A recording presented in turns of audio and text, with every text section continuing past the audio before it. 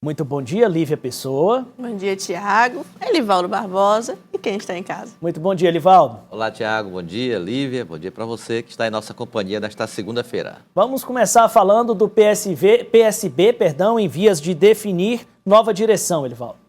Pois é, a Lívia esteve na sexta-feira, né, Lívia, acompanhando o Congresso Estadual do PSB de Bola, e lá foi eleito o secretário de Planejamento atual, o professor Washington Bonfim, que até recentemente, né, Lívia, comandou o diretório municipal, aliás, a Comissão Provisória Municipal. O PSB ainda não está organizado em diretórios, ainda são comissões, mas era o presidente municipal do PSB.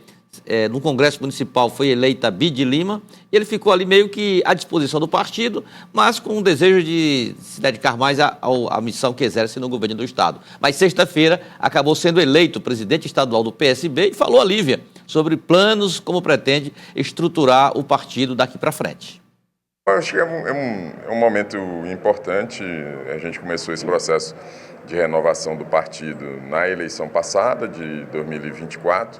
Tem desafios aí para 2026, estamos cumprindo o calendário que o Partido, a Executiva Nacional colocou, fizemos a renovação do Diretório Municipal em março, estamos fazendo a renovação do Diretório Estadual agora em abril, para assumir no final de maio, durante o período do Congresso Nacional, que vai ser 1º e 2 de junho. E a expectativa, existe alguma condição para que haja uma chapinha para o próximo ano, para a eleição estadual ou não? Não, na realidade a gente vai esperar um pouco, fazer o diálogo, obviamente, com o governador Rafael Fonteles, a gente faz parte da base do governador, e ter esse diálogo nacional, né, porque tem alguns pontos importantes, especialmente a expectativa de uma federação, e isso quem vai determinar é o Congresso Nacional, é agora no final do próximo mês, no final do mês de maio, como eu já falei, então daí você tem uma estratégia melhor e mais bem definida para poder seguirmos. Além disso, também vai ser dialogado a partir de agora, mais profundamente, a situação do PSB na Câmara Municipal de Teresina, com a convocação do suplente?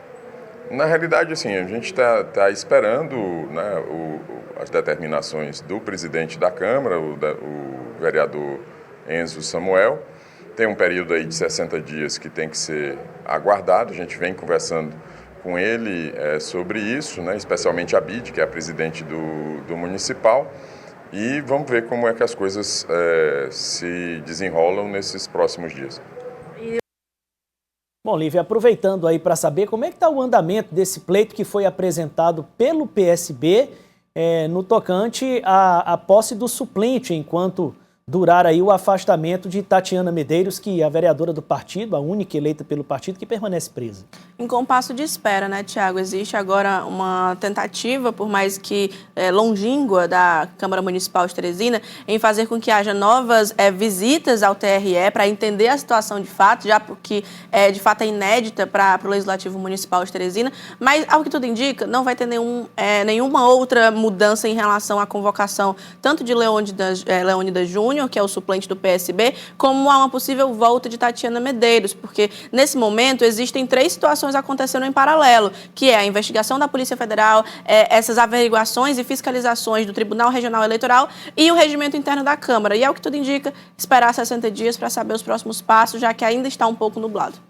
Está engavetado lá, Elivaldo? Sim, está sim. A posição da Câmara, o presidente Enzo Samuel tem sido muito claro nesse aspecto, resguardando o que considera, o que determina o regimento interno da casa, vai esperar, como disse a Lívia, 60 dias, no dia 3 de abril, é?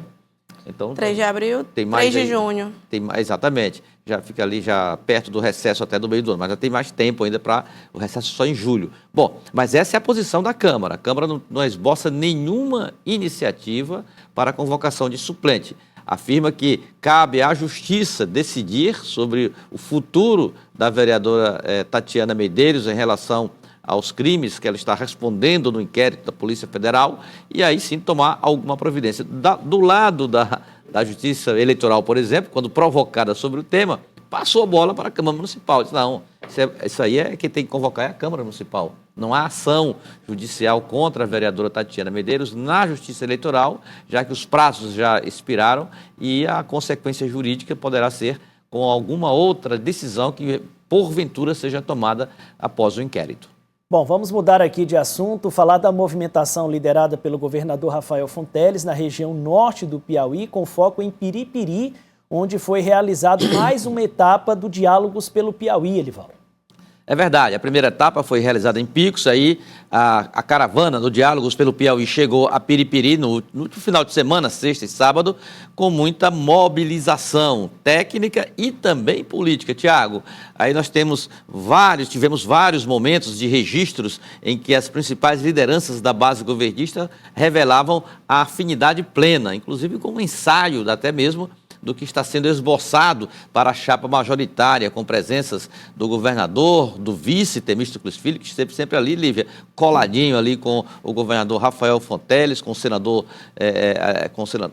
e ministro Wellington Dias. E aí, nessa última foto, Tiago, a gente pode perceber claramente como está sendo o esboço de chapa majoritária governista para 2026, com o governador Rafael Fonteles, o vice Temístocles Filho, o senador Marcelo Castro, que trabalha muito bem aí na viabilidade política do projeto de reeleição, e Júlio César e Flávio Nogueira. Flávio Nogueira tem em Piripiri um reduto importante, é aliado da prefeita Jove Oliveira, e ele não gosta nem que se fale dessa história. A chapa aí termina já com a indicação de Júlio César. Não. O PT está na disputa por essa indicação e ali estava também a presença de 2 pré-candidatos ao Senado. Um do PSB, de Júlio César Lima, outro do PT, Flávio Nogueira. Eu só não vi foi Temístocles naquela foto, Lívia. Pelo menos nessa última aí.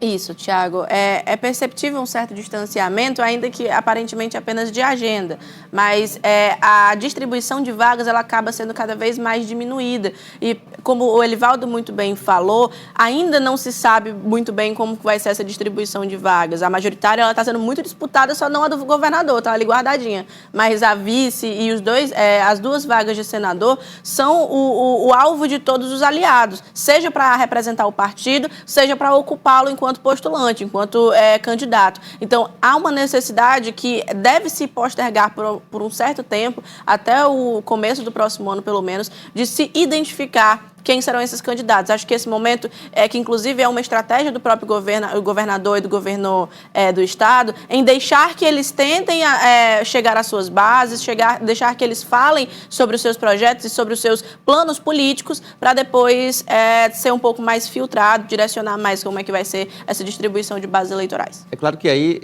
Lívia, a gente percebe um evento governamental, um evento, digamos assim, mais técnico do que político. Agora, claro que quem conduz o governo são políticos, os políticos estão presentes lá, distribuindo simpatia, demonstrando afinidade. O vice-governador Temístocles Filho foi ao evento, fez vários vídeos, inclusive com o governador Rafael Fonteles, inaugurando obra, com diálogos com pessoas que participavam lá dos serviços que o governo oferece, onde passa a caravana do Diálogos pelo Piauí, ao lado do senador o Wellington Dias, ministro Wellington Dias, que também se fez presente.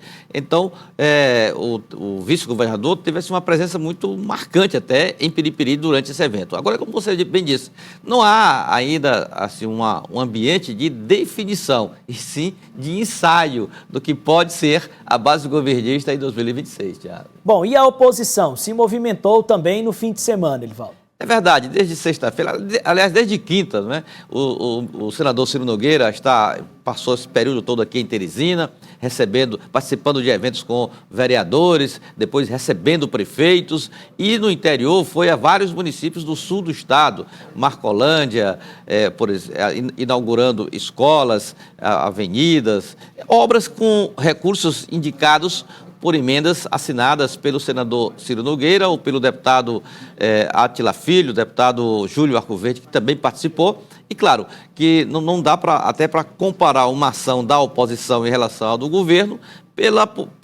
pelo tamanho de cada segmento. A oposição bem menor, mas atuante. e buscando preservar espaços, Tiago, e garantir a competitividade na preparação de estratégia para 2026. Então, ninguém pode negar que o Progressistas, né, Lívia, tem uma grande penetração no interior do Estado através de prefeitos aliados e, acima até mesmo do Progressistas, o senador Ciro Nogueira trabalha muito bem nesse apoio suprapartidário. Tem afirmado que já conta com o apoio de mais de 200 prefeitos no projeto de buscar a reeleição para o Senado. Tá fechando essa conta, Lívia? Rapaz, existe a benesse de serem 2 votos, né? Então faz com que haja uma congruência aí entre as prefeituras, de que por mais que seja um prefeito da base aliada, por exemplo, do governo do estado, o segundo voto é reservado para aquele senador, para aquele candidato ao Senado que ajudou o município, que faz parte da base, que faz parte do partido. Então, existem municípios que vão ter algumas anomalias, por exemplo, um prefeito petista que vota em, por exemplo, Marcelo Castro e Ciro Nogueira, que vota em Júlio César e Ciro Nogueira, em Júlio César e Marcelo Castro. Então, assim, existem essas possibilidades, múltiplas, inclusive, dadas as circunstâncias de serem 2 votos majoritários.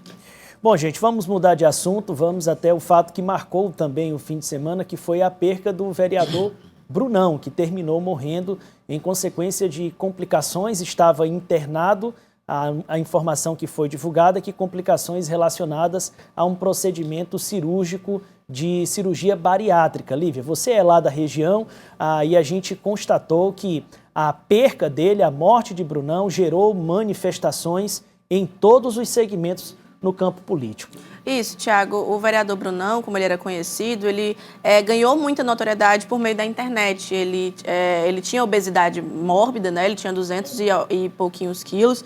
Então, ele acabou sendo conhecido na internet, sendo uma figura cativa pelos parnaibanos e entrou no mundo político por ser conhecido também por falar o que pensa, falar o que defendia, ser da comunidade. Então, ele foi eleito nessa eleição depois de 2 tentativas, né? Ele foi candidato nas últimas 2 eleições, foi eleito na do ano passado, depois de fazer a bariátrica. Ele fez a bariátrica justamente no período pré-eleitoral. Então, ele já fez a campanha em meio a uma recuperação da cirurgia, o que já coloca certos riscos nesse tipo de procedimento, né, já que é muito invasivo.